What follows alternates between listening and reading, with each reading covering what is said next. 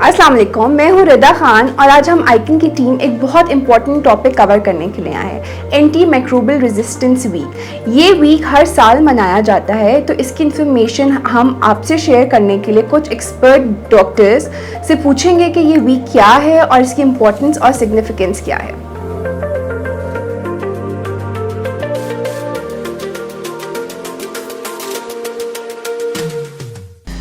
MR का मतलब जो है एंटी माइक्रोबियल रेजिस्टेंस।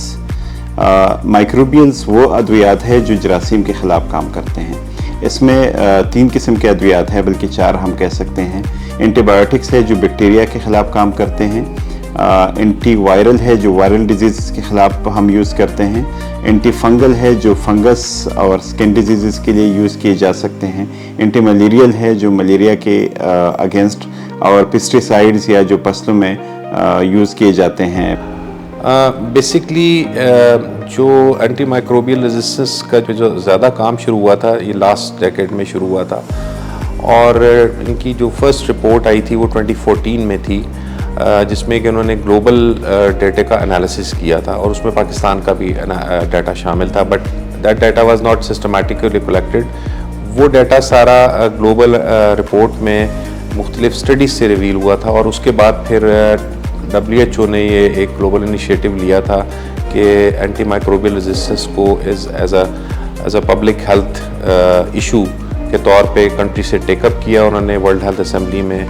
तो जो ग्लोबल एक्शन प्लान है उसके 5 ऑब्जेक्टिव्स हैं, और उसका जो पहला ऑब्जेक्टिव है that is about advocacy and awareness है। तो इस चीज़ को कंटिन्यू करने के लिए, इस चीज़ को, क्योंकि ये प्रॉब्लम एज अ प्रोग्राम है और इसने it has to continue for many years, ताकि इस प्रॉब्लम को हम, इसका जो पब्लिक हेल्थ इम्पैक्ट है उसको मिनिमाइज कर सकें। MR basically anti microbial resistance होता है, और सादा अल्फाज में जनरल पब्लिक के लिए कि जो एंटीबायोटिक्स हम खाते हैं इन्फेक्शंस में, और उसकी वजह से, उनके इस्तेमाल की वजह से, उनके गैर ज़रूरी स्पेशली इस्तेमाल की वजह से जो जरासीम हैं वो अपने अंदर ऐसी कैफियत पैदा कर लेते हैं और ऐसी चीज़ें पैदा कर लेते हैं जिससे वो एंटीबायोटिक्स को रेजिस्टेंट हो जाते हैं। और ये एक इंतहाई इम्पॉर्टेंट बात है कि जिसको बैनुल-अक़वामी लेवल पे भी बहुत अहमियत दी जाती है कि इसको कैसे टैकल किया जाए, क्योंकि जैसे अभी आपने देखा कि कोविड आया और कितनी उससे चैलेंजेस सामने आए, कितने लोग बीमार हुए, कितनी अमवात हुई अनफॉर्चुनेटली। इसी तरह इसको एंटी माइक्रोबियल रेजिस्टेंस को एक साइलेंट पेंडेमिक कहा जाता है कि खामोशी से लोग हर साल कितने हैं जो ऐसी इन्फेक्शंस होती हैं, एंटीबायोटिक्स को रेजिस्टेंट होती हैं, और वो उससे बेसिकली अनफॉर्चुनेटली सकम कर जाते हैं। अब इसको टैकल करने के लिए जितने इंटरनेशनल बेशुमार और स्टेप्स लिए जा रहे हैं, इनमें से एक ये भी है कि एक हफ्ता ऐसा मनाया जाए जिसमें ना सिर्फ स्पेशलिस्ट, डॉक्टर्स और बाकी कंसर्न स्टेक होल्डर्स का इसमें अवेयरनेस भी दी जाए, बट जनरल अवाम को भी अवेयरनेस दी जाए कि ये एक इंतहाई इम्पॉर्टेंट मौजूद है और इसको हम सब ने मिल के टैकल करना है। इसकी थोड़ी सी मैं हिस्ट्री आपको बता दूं। फ्लेमिंग फंड जो है वो डेडिकेटेड है सर अलेक्जेंडर फ्लेमिंग, जिन्होंने पहली एंटीबायोटिक पेनिसिलिन के नाम से, सब लोग जानते हैं पेनिसिलिन के बारे में, पहली एंटीबायोटिक दुनिया में डिस्कवर की थी 1925 में, ऑलमोस्ट 100 ईयर्स पहले। और जब सेकेंड वर्ल्ड वॉर हुई तो उसमें बहुत सारे कैजुअल्टीज़ हुई, सिविल में भी और फौजियों में भी, तो उनकी ज़िंदगियां बची बिकॉज ऑफ पेनिसिलिन के यूज़ की वजह से। इस बेस पे उनको 1945 में एक नोबेल प्राइज़ दिया गया।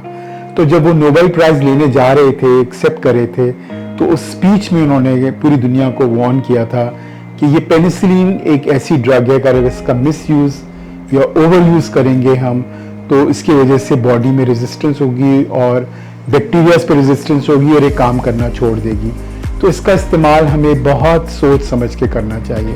इसकी वजह से अब हमारे पास जो रेजिस्टेंस है एंटी माइक्रोबियल, वो बहुत बढ़िया एक इशू बन गया है, पब्लिक हेल्थ इशू बन गया है पूरी दुनिया में। और उसी को कंटेन करने के लिए ग्रांट यूके गवर्नमेंट ने स्टार्ट की थी पूरी दुनिया में, और हम पूरी कोशिश कर रहे हैं कि वन हेल्थ अप्रोच के अंडर इस ग्रांट को आगे लेके जाएं, क्योंकि ना सिर्फ ह्यूमंस में बल्कि एनिमल्स में भी, जैसे लाइव स्टॉक और पोल्ट्री है, वहाँ पे भी एंटीबायोटिक्स का मिसयूज़ हो रहा है। EMR जिस तरह के हेल्थ सेक्टर को तब ज़्यादा अवेयरनेस आ गई कि जी एंटी माइक्रोबियल रेजिस्टेंस है। क्यों कि हम दवाइयों का गलत इस्तेमाल कर रहे हैं। गलत इस्तेमाल से मुराद ओवरडोज, मिसयूज़ और भी बहुत सारे फैक्टर क्वालिटी के रिलेटेड सारे इसमें शामिल हैं। हमारे सेक्टर में जो कि एनिमल हेल्थ सेक्टर है, ये सेम इम्पोर्टेंस हो गई है जब हमने इस पर रिसर्च की और चीज़ें में सामने आई कि ये सिर्फ ह्यूमन हेल्थ का ही इशू नहीं है, एनिमल हेल्थ इक्वली इससे अफेक्ट होती। क्यों? हम जानवरों को इलाज करते हैं उन्हीं एंटीबायोटिक से जो मोस्टली इंसानों में भी इस्तेमाल हो रही हैं।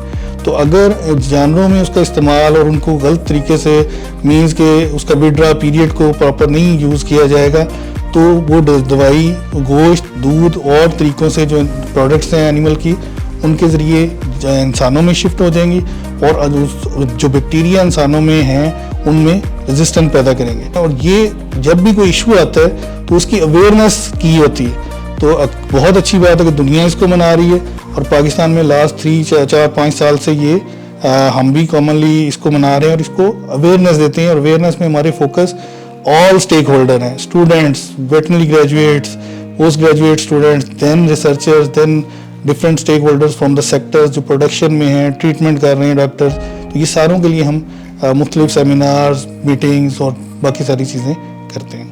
AMR की आगाही के लिए कि वेटरनरी ड्रग्स का इस्तेमाल जो है वो रैशनल होना चाहिए, प्रॉपर होना चाहिए, जो टाइम ड्यूरेशन दी हुई है ट्रीटमेंट की वो देनी चाहिए।